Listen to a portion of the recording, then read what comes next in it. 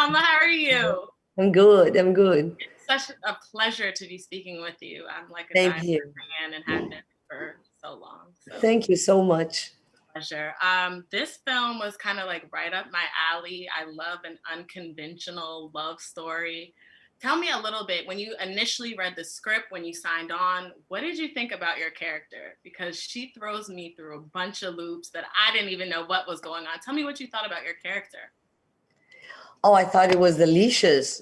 I mean, you get to play two characters in two different reality. I mean, it's two different realities, and there is the one character. But then there is another version of the film, if you want to interpret it as a story of addiction, and that it's kind of like another character, but it has to work simultaneously. Like no matter what the audience decide to see in the movie, it always has to work. So it was a very complicated thing to play. It was a very complicated thing to play. And okay, the two main characters is Isabel, who is a scientist, Mhm. and she lives in a world and a little bit in the future when the world is perfect and beautiful.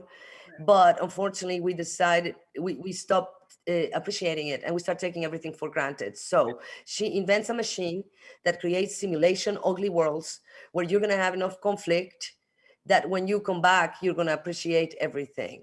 Right. So she plays the scientist, and in the ugly world, she becomes a homeless woman Yes. who doesn't care about anything because she can have magical powers and bend reality because it's not real. Right. But what makes it, and in the Bliss world, she's very responsible, and in the other one, very irresponsible.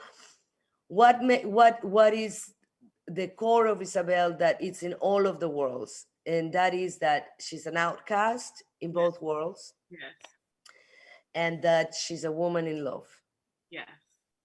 And those could and be that two she hard really positions to be in. she really cares for that soulmate. Yes. So even in the ugly world where she doesn't care about anything, she does care about him. Yes, absolutely.